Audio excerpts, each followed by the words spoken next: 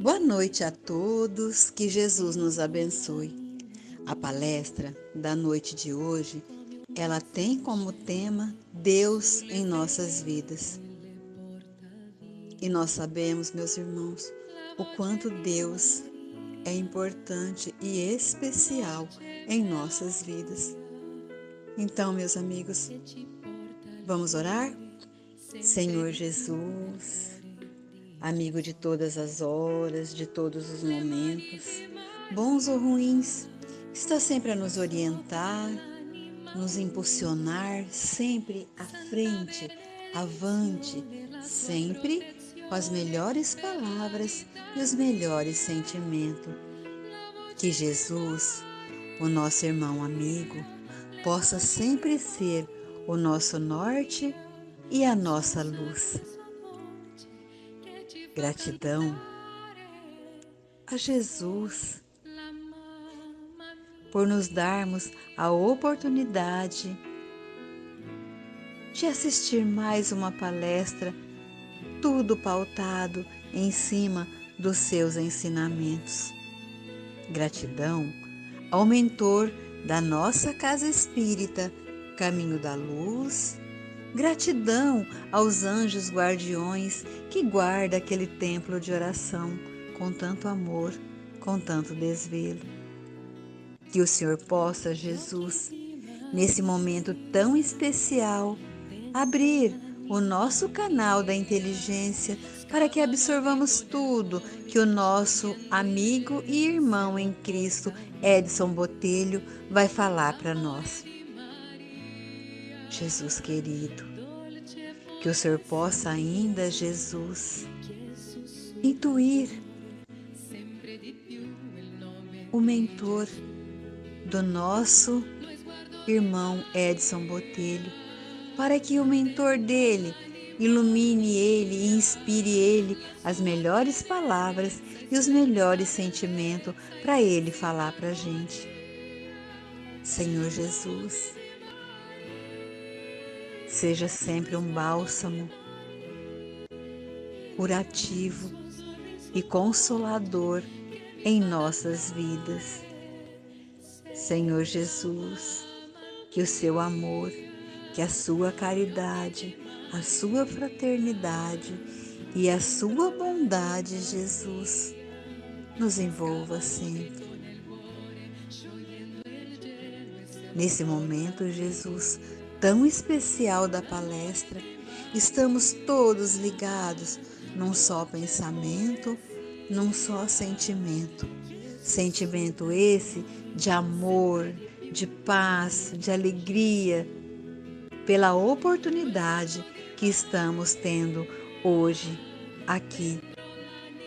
Eu te convido, Jesus, continue conosco hoje, agora e sempre. Que assim seja, Jesus, graças a Deus. Boa noite a todos. Gostaria de dizer da alegria de estarmos aqui nesse trabalho tão maravilhoso que é trazer a luz da doutrina espírita, sempre abordando um tema muito importante para as nossas vidas. O Espiritismo é assim, cada um de nós vai dando o que tem e vamos devagarzinho esclarecendo e crescendo juntos. Nossa proposta é o tema que a Maria Cleusa comentou, Deus em nossas vidas. A gente vem aqui nessa forma apresentado já o tema, a gente vê que é um tema bem espírita, porque a gente costumeiramente ouvimos falar Deus em nossa vida, mas como nós espíritas sabemos que temos muitas vidas, então Deus vai estar presente em todas essas vidas, porque Ele criou tudo. Então é Deus em nossas vidas, por isso o plural referente às diversas encarnações que nós temos. E a presença de Deus em nossa vida começa desde a nossa era, a nossa fase tribal. Quando o ser humano ele adquiriu a razão, quando naqueles primeiros macacóides, os primeiros antropóides, que apresentaram um mínimo traço de inteligência e de pensamento contínuo, Deus já começou a ser entendido, mas na forma da imagem desses primeiros seres, que, como diz a ciência, tinham acabado de descer da árvore. E eles então já pressentiam uma entidade superior, algo muito maior do que eles. Só que eles viam nas manifestações da criação como se fosse o próprio Criador. Então eles viam nos relâmpagos, nos ventos, nos movimentos telúricos da própria terra, como os vulcões, os terremotos, um poder que eles não entendiam, a chuva. E então eles já sentiam que existia um ente supremo e passou a existir uma certa adoração, porque esses seres primitivos, eles viviam unicamente para as necessidades mais básicas do ser humano, que é a alimentação,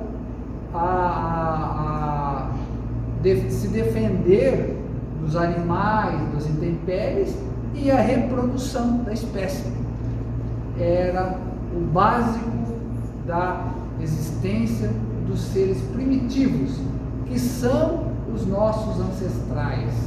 São ali a encarnação dos primeiros espíritos no nosso planeta Terra. Segundo alguns estudiosos da própria doutrina espírita, como Richard Simonetti, essas fases de adoração, elas têm nome, e conforme o desenvolvimento dessa entendimento em relação ao ente supremo a nós.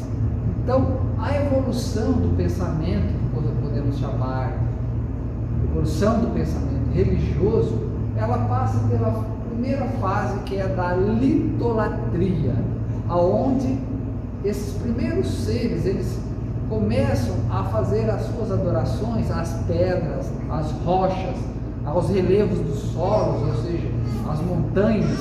Então nós vamos ver as pedras que são sagradas, as rochas, as montanhas sagradas, e todas essas coisas nós ainda muitas vezes está gravado no nosso ser. Quantas pessoas têm verdadeiras atração pelas pedras, guardam uma pedra em um local como se ela fosse algo um amuleto que lhe traz sorte. E através daquele amuleto ela adora, ela se liga ao Criador, não tem problema.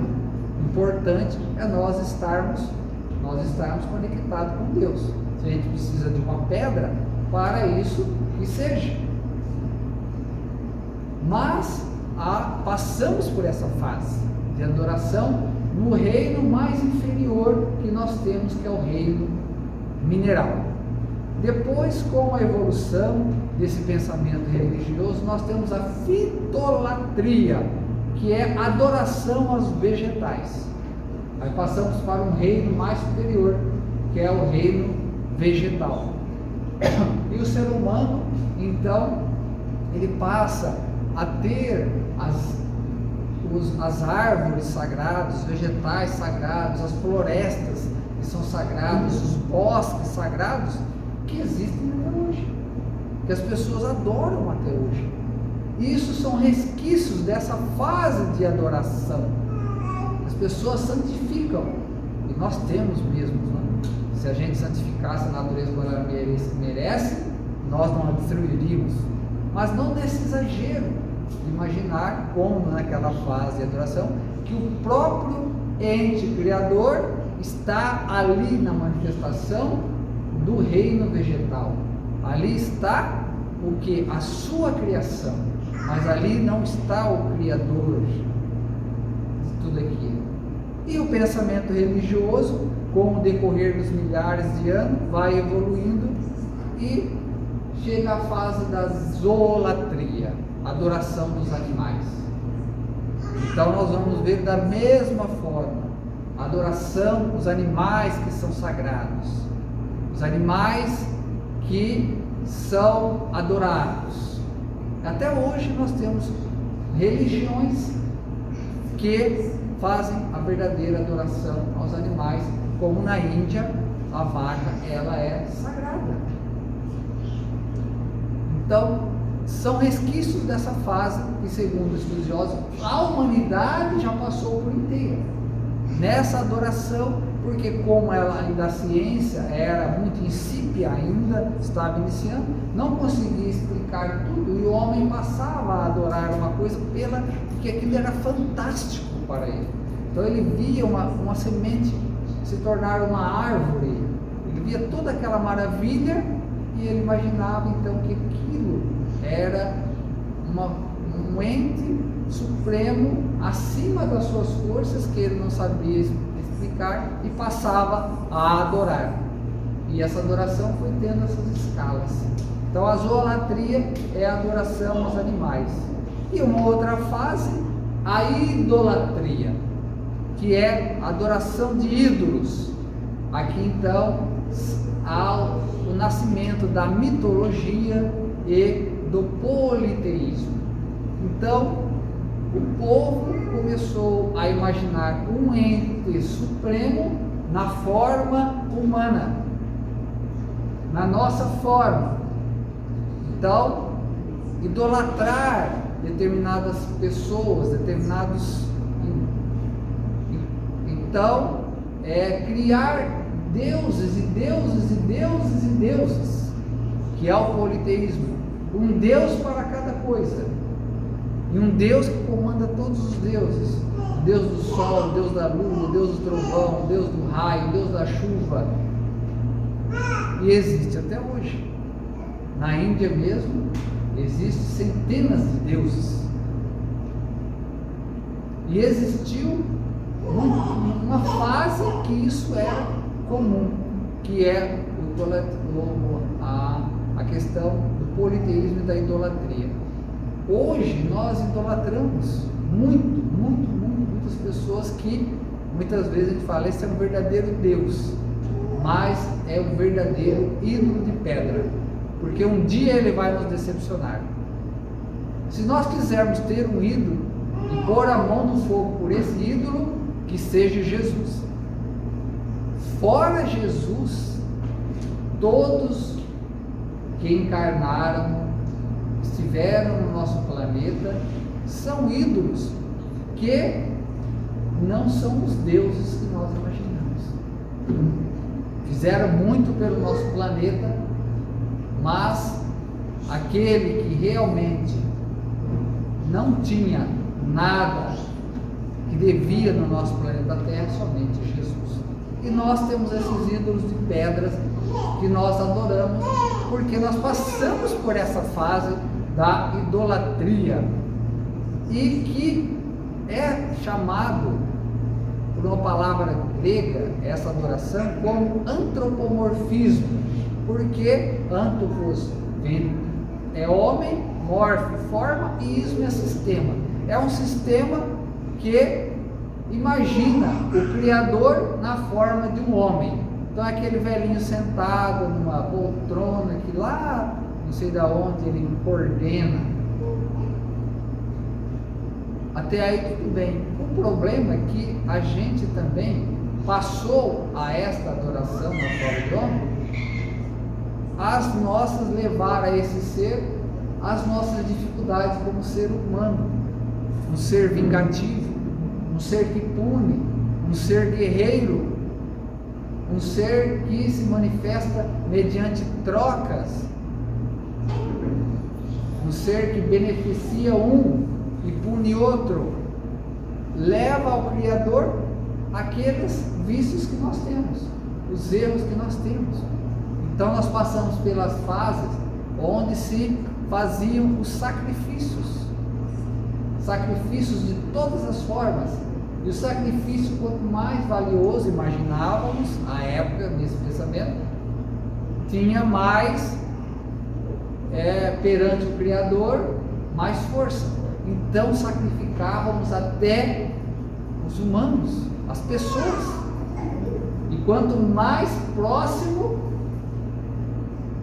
maior é o sacrifício. Então sacrificávamos até pessoas da nossa própria família, nosso irmão, nosso pai, em nome desse Deus que tem a forma humana. Então isso trouxe um grande mal para a humanidade, que até hoje persiste essa imagem de Deus presente em nossas vidas nesta forma, nesse formato. A época então dos povos antigos, nós sabemos que a doutrina espírita nos traz que muitos povos, cada um desses povos antigos tinha uma missão no progresso do nosso planeta Terra. E o povo hebreu, que era um desses povos, que muitos eram em encarnação de espíritos vindos de outros planetas, extraterrestres, porque eram de outros planetas, muitos reencarnaram e formaram os gregos, que trouxeram a missão da ciência na Terra, os romanos com a missão das leis, e o povo hebreu a missão da religião. Então, desde o seu patriarca Abraão, que vivia numa região, quando ele foi convocado a ele se deslocar com a sua família daquela terra, que ali existia um politeísmo, o povo hebreu à época, cada família tinha o seu Deus, cada familiar, e escrevia o nome do seu Deus na frente da casa. E essa ideia politeísta trazia muito problema, porque um brigava por causa do Deus do outro, matava por causa do Deus do outro, guerreava por causa do Deus, o meu Deus é melhor que o seu. E essa missão foi dada ao povo hebreu, começar a ideia do monoteísmo, a primeira evolução da ideia em relação a Deus, a ideia de um Deus único, Criador do universo e de todos nós, de tudo que existe. Então, Abraão é convocado a se deslocar por uma região na Mesopotâmia, que hoje ali é mais ou menos o Oriente Médio, para que formasse uma nova família com essa ideia de um Deus único. E assim ele o fez, e depois na direção da Terra Prometida. E assim inicia então a fase em que a religião começa a trabalhar para que se tenha a ideia de um Deus único.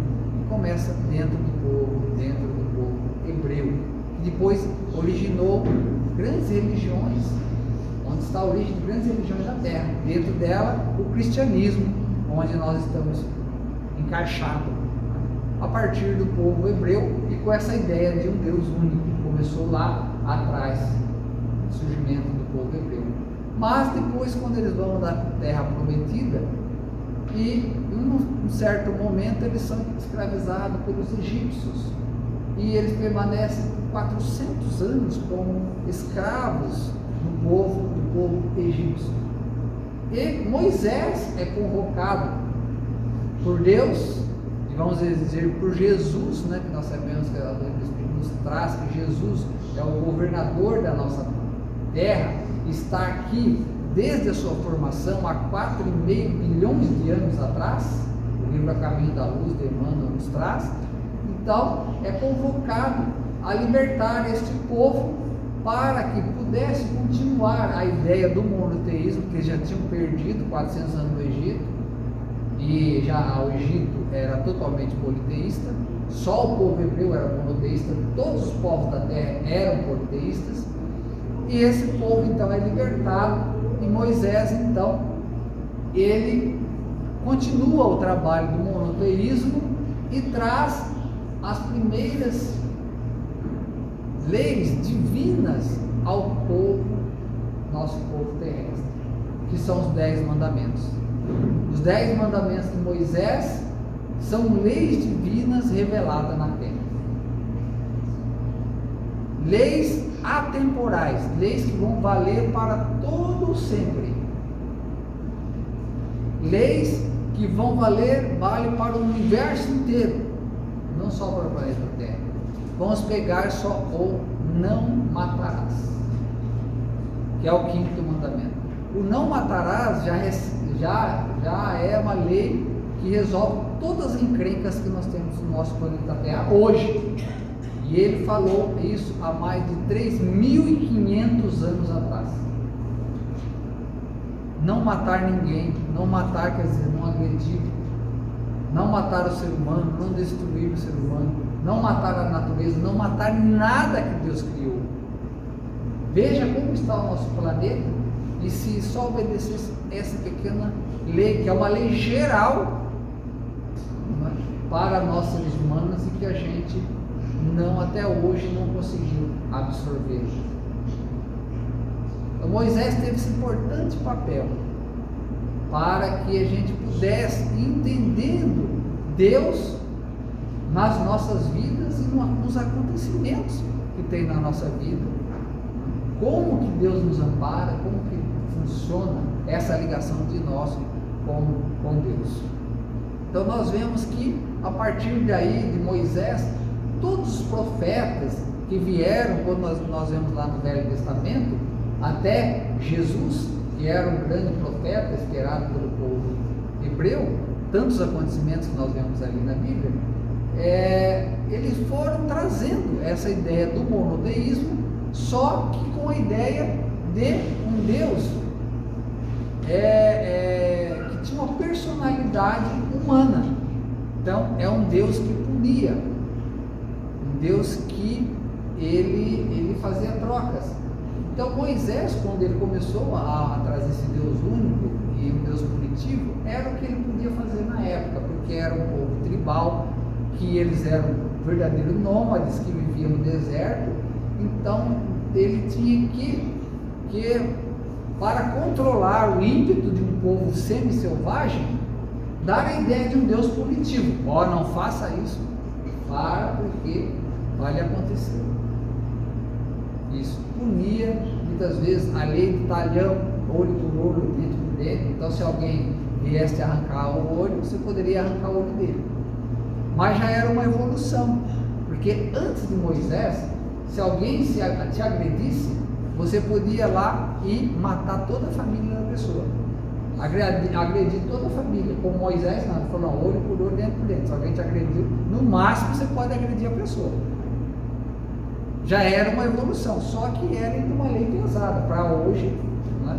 Só que é 3.500 anos atrás. Eram leis civis, mas as leis divinas de Moisés eram perfeitas, os 10 mandamentos. E os profetas continuaram trazendo, né, as notícias para esse povo, o povo hebreu, que eles eram conduzidos pelos profetas, eles não tinham leis civis, é um povo teocrata que se conduzia pelas aquilo que Deus se manifestava através dos profetas. Então nós vamos ver que depois de passar muitos anos, né, os profetas já vêm anunciando, né, a vinda de Jesus, que teria o papel de Salvador, e o povo judeu, Israel, né, que é a origem do povo hebreu, eles esperavam então aquele que vinham libertar eles do jugo dos romanos, porque eles eram um povo escravo. Então, depois de 400 anos sem a presença de um profeta, né, aquela seca de profeta, eles aguardando esperançosamente aquele que viria salvá-los, então encarna o Mestre Jesus no nosso planeta Terra. Só que Jesus, ele dá uma guinada, uma virada total em tudo aquilo que vinha. Não derrubou as leis antigas, mas veio trazer novos entendimentos. Aquilo que estava nos 10 mandamentos, ele não modificou. E aquilo que estava fora desse, ele veio trazer uma nova leitura. Uma nova leitura. Então Jesus mudou totalmente.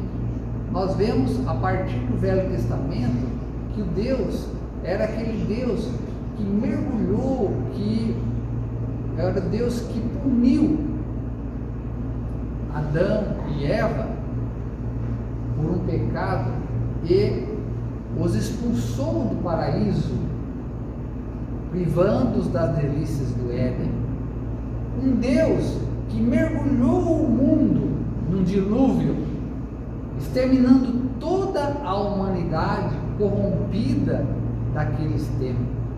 Um Deus que mandou o fogo abrasador sobre Sodoma e Gomorra para punir a licenciosidade daquele povo. Um Deus que deu direção exata à funda de Davi para matar o gigante Golias quando o Israel guerreava com os filisteus. Um Deus que injetou energia nos músculos de Sansão para que derrubasse o templo sobre os idólatras lá reunidos. O Deus guerreiro, Deus que se manifestava pelos coriscos do relâmpago, cuja voz imitava o rebombo do trovão. Um Deus que punia até a quinta geração do pecador. Com Jesus, ele deu uma virada nessa página em relação a Deus e mostrou um outro Deus. Ele trouxe uma outra imagem de Deus. Quando estava no madeiro da cruz, na crucificação, já na agonia da morte, ele eleva os seus olhos lívidos de dor a Deus e diz: Pai, perdoa-lhes, porque eles não sabem o que fazem. E a partir daquele momento, a onipotência de Deus começou a se manifestar pelo amor. Então, Jesus, ele veio nos trazer um Deus amor, um Deus Pai, um Deus que acolhe. Quando nós vemos lá na prece que ele nos ensinou, Pai nosso que estás no céu, um Deus Pai. Então Jesus estabeleceu a fraternidade universal, porque se Deus é Pai, todos nós somos irmãos. Todos nós somos irmãos. Vejam a diferença.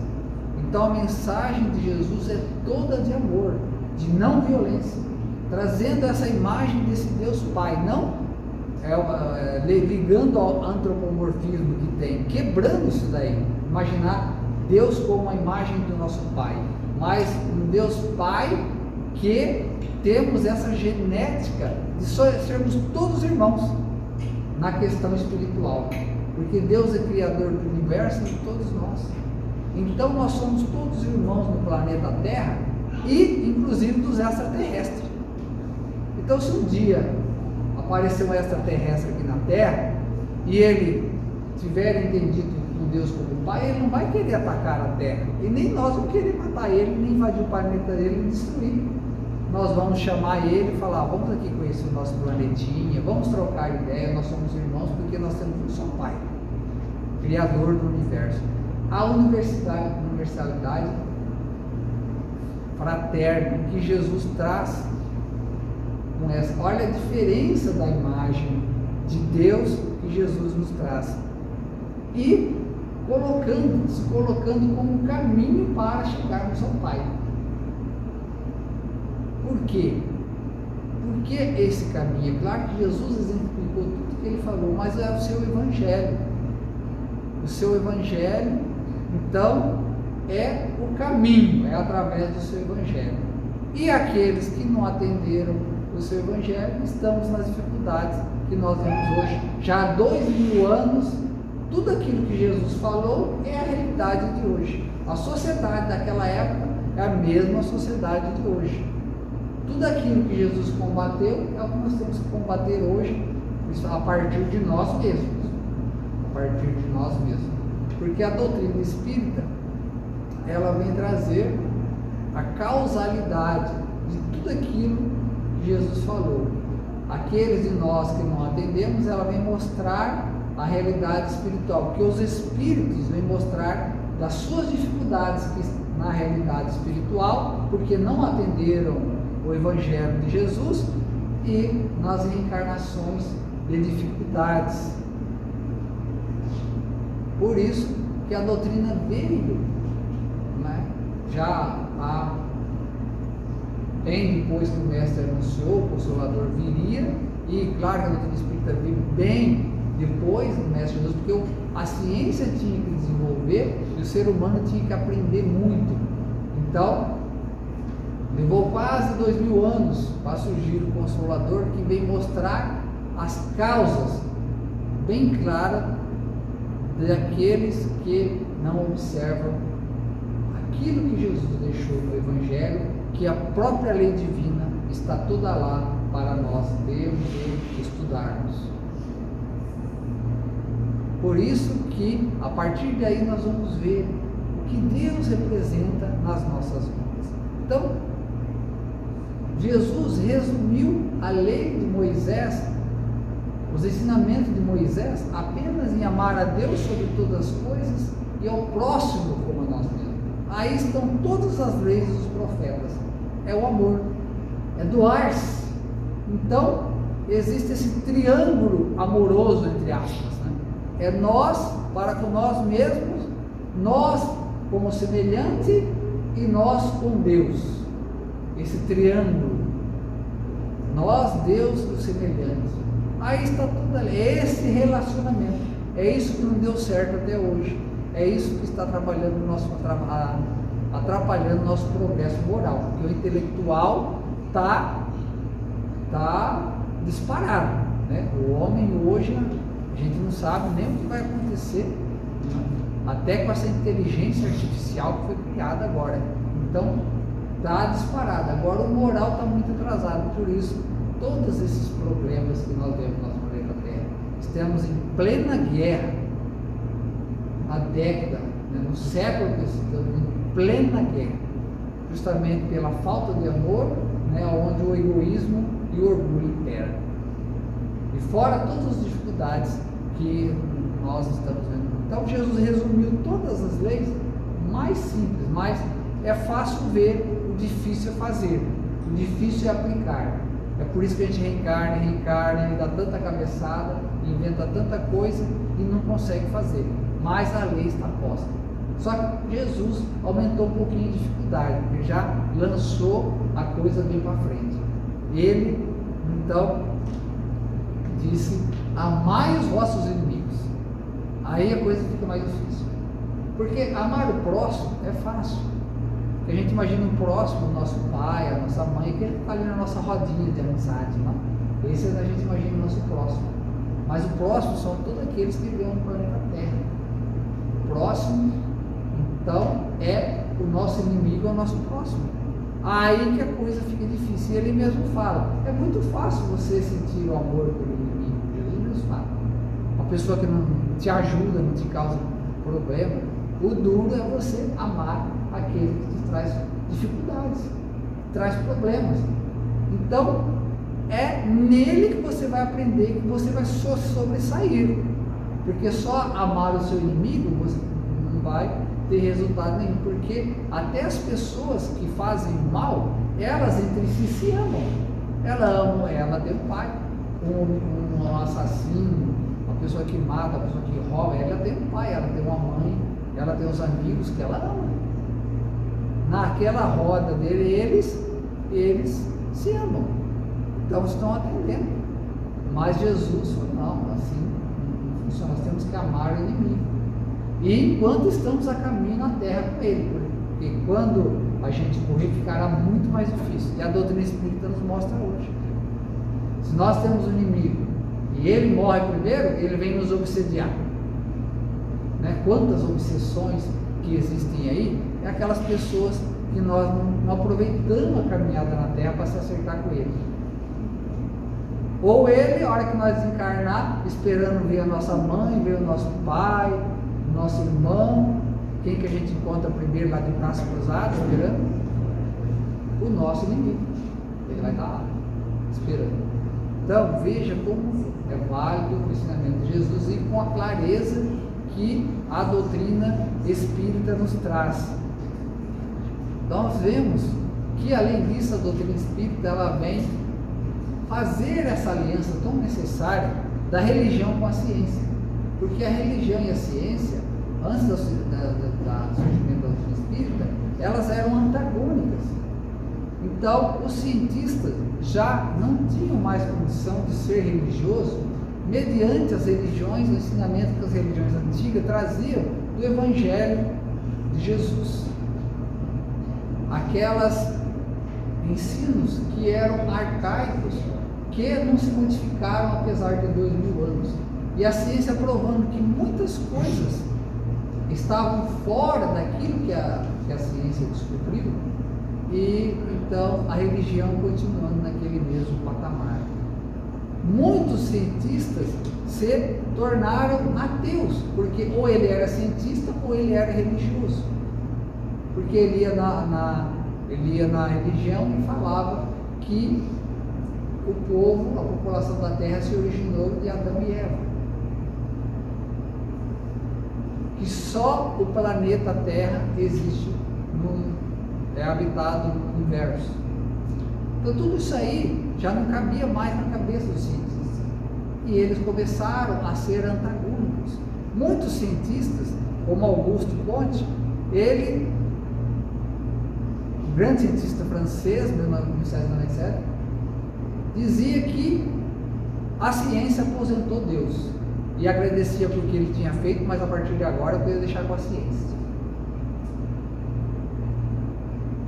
Nietzsche, um filósofo alemão, dizia ter matado Deus num livro que ele escreveu, provando que Deus não tinha mais existência no nosso planeta. Então tornaram-se ateus e começou a desenvolver uma verdadeira filosofia, trazendo tudo aquilo que já estava começando a ser construído sobre a ideia de Deus e a presença de Deus em nossas vidas, a necessidade de entender Deus, a nossa conexão com Deus. Então aqueles que estavam fazendo as faculdades estavam se distanciando de Deus, porque a própria ciência se tornando ateia. Mas muitos cientistas, como Louis Pasteur, aprofundando na ciência, ele diz que um pouco de ciência nos afasta de Deus, mas muita ciência nos aproxima. Então, quanto mais a ciência se aprofunda, mais ela descobre que ela sabe menos. Nós vemos esses grandes telescópios que foram criados hoje, a partir daquela planetia, hoje eles mandam o telescópio para o espaço, o Hubble. Ele ampliou o universo conhecido que os cientistas não conseguem entender. Tantas e tantas estrelas dentro do nosso universo, e a ciência, então, quanto mais ela se aprofunda, mais ela vê que Deus começa a imaginar que tem que existir alguém criador de tudo isso. E um fato que aconteceu com Isaac Newton, um grande matemático, físico e astrônomo, que uma boa tempo a ciência começou a divulgar que o universo era resultado do acaso. O Big Bang, como explica a origem do universo, é resultado do acaso. Num momento houve uma explosão em que o seu núcleo formou o Sol e vários planetas e foram formar resultado dessa explosão. Então, Newton, ele tinha um discípulo dele, um aluno dele, que acreditava no acaso, do surgimento do universo, do nosso sistema, que não tinha uma causa causal como Deus. E uma vez, então, ele fez uma maquete do universo e deixou numa mesa muito perfeita, com os planetas do universo, do nosso sistema solar, com os planetas, o Sol na proporção, na distância certinho, muito bonito. E esse seu discípulo, que acreditava no acaso, quando ele viu aquilo, ele achou maravilhoso, e foi a Newton perguntar: mestre, quem fez aquela maravilha que está na mesa ali, tão perfeita? Aí Newton falou: ninguém fez. Mas como ninguém fez aquilo lá? Com a perfeição. Ele falou: não, aquilo lá se fez sozinho.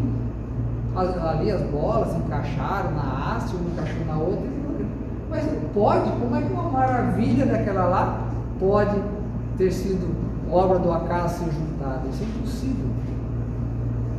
Aí Newton então chamou ele para fora e mostrou. E você acha que tudo essas estrelas, esse universo é obra do acaso? Surgiu ao acaso? O nosso planeta ao acaso? Então aquele discípulo, aquele entendeu que existe uma causa por trás de tudo isso, e essa causa é Deus. Einstein diz que Deus não joga dados. Cada descoberta nova da ciência é uma porta nova pela qual ele, Einstein, esse grande cientista, encontra mais uma vez Deus, que é o autor de toda essa obra. E a nossa doutrina espírita, imaginemos, Kardec sabia da importância do entendimento da ideia de Deus, e isso é tão importante para ele iniciar uma nova ciência, compilar uma obra, a primeira obra que surgiu a doutrina espírita, o Livro dos Espíritos. Na primeira questão do Livro dos Espíritos, ele vem perguntar: quem é Deus? Imagina a importância. É a única questão que eu sei a pergunta. Quem é Deus? É a primeira pergunta do Livro dos Espíritos. Porque um dos princípios básicos da doutrina espírita é a existência de Deus. Nós temos 5 princípios que são basilares. A existência de Deus é um deles. Depois a mortalidade da alma, comunicabilidade dos espíritos, pluralidade dos mandamentados e pluralidade das existências. São 5 princípios.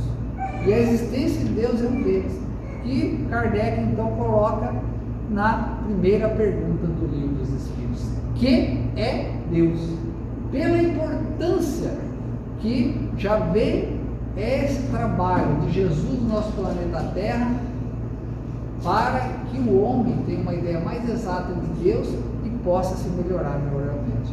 A resposta de quem é Deus: Deus é a inteligência suprema e causa primária de todas as coisas. Deu para entender o que é Deus? Uma vez uma pessoa falou para mim que piorou. Ficou mais difícil de entender, né? Porque amplia demais. A gente não tem, mas os Espíritos trouxeram então algo para a gente trabalhar. Porque falou de uma forma bem geral. Porque é muito difícil nós explicarmos Deus, falarmos de Deus. Nós sentimos Deus, mas é difícil. Então, inteligência suprema é a maior inteligência que nós podemos imaginar e é a causa primária de tudo que existe, de todas as coisas. E depois, é claro, que essas ideias vêm desenvolvendo outras questões para esclarecer melhor a gente. Mas a ideia básica é isso aí, é a causa primária de tudo o que existe. Deixa eu só pular isso. Então, nós vamos ver que 2 caminhos para a gente caminhar aí para o nosso final, nos levam à convicção da ideia de Deus, da existência de Deus e a presença de Deus na nossa vida. Primeiro é a razão, né, que Kardec trabalha no Livro dos Espíritos, onde podemos encontrar a prova da existência de Deus. Porque se eu perguntar para alguém viu Deus? Você viu Deus? Não, então Deus não existe. A pessoa que ele é materialista, então Deus ninguém nunca viu, ele não existe. E muitos chamam Jesus de Deus, porque precisa imaginar Deus numa personalidade. E o próprio Jesus chamou Deus de Pai, né? Eu vou para o Pai. O próprio Jesus deixou bem claro que ele não era Deus, mas muitos irmãos nossos chamam Jesus de Deus. Jesus é um irmão nosso, só que muito mais avançado e desenvolvido. Se Deus quiser, nós vamos chegar na categoria dele, né? Mas, então, onde podemos encontrar a prova da existência de Deus? Ele fala num axioma que vamos usar na nossa própria ciência. Não existe um efeito sem causa. Então, tudo que nós vemos aqui na nossa Terra, o nosso próprio planeta, tem que ter uma causa. E é tudo efeito que a causa está em Deus. Porque o homem não criou, não conseguiu criar por enquanto essas obras que nós vemos aí. O homem não conseguiu ainda criar uma semente e fazer florescer uma árvore. Tudo isso aí é obra de Deus. Então, o universo, então, tudo que nós vemos no nosso planeta, onde está a nossa casinha ali, o que não é obra do homem, é obra de Deus. Então, a prova da existência de Deus está nesses registros que nós vemos no céu estrelado, tudo que nós vemos no nosso planeta, nos rios, nas florestas, ali está a prova da existência de Deus. É aquilo que na própria ciência se entende. Não há efeito sem causa. Todos esses efeitos têm que ter uma causa. E a causa é Deus. Outro caminho é o sentimento.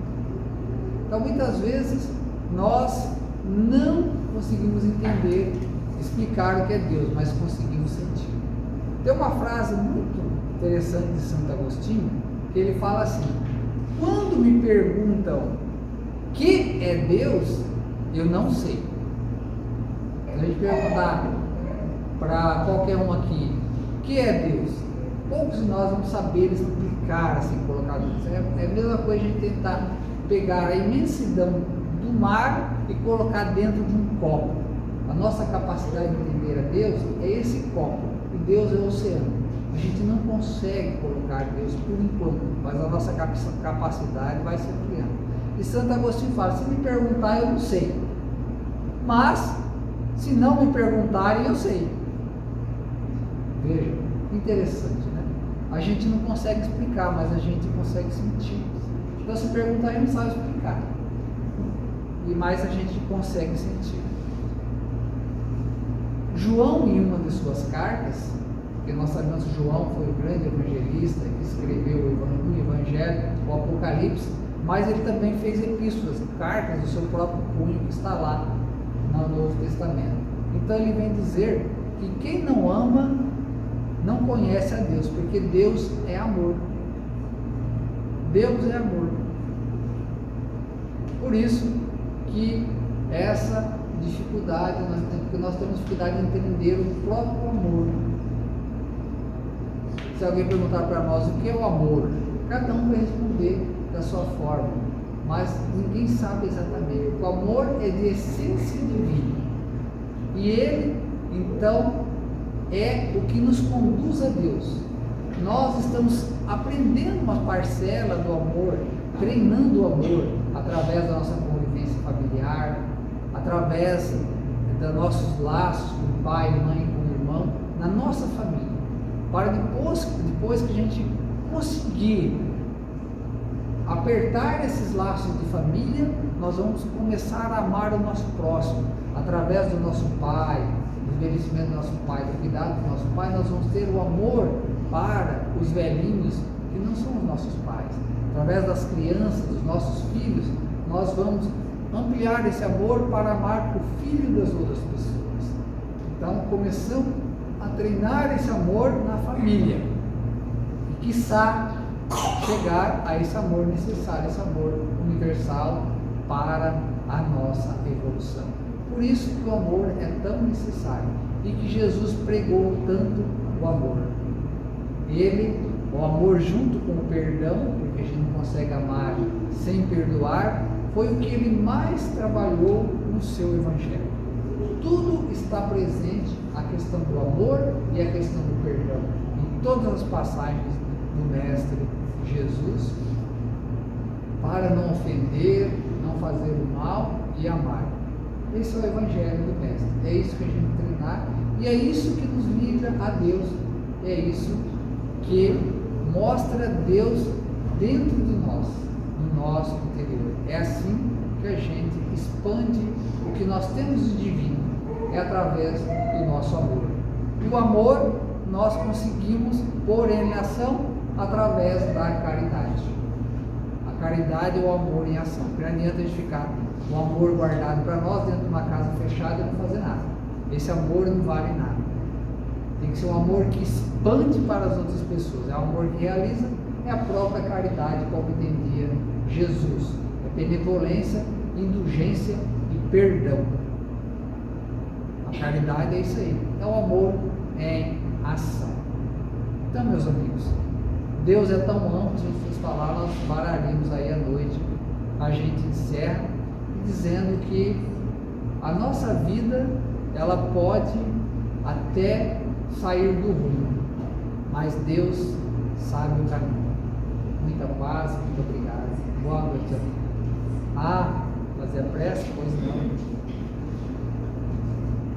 Então, neste momento em que encerramos mais algumas reflexões, e hoje em particular, em relação ao nosso Criador,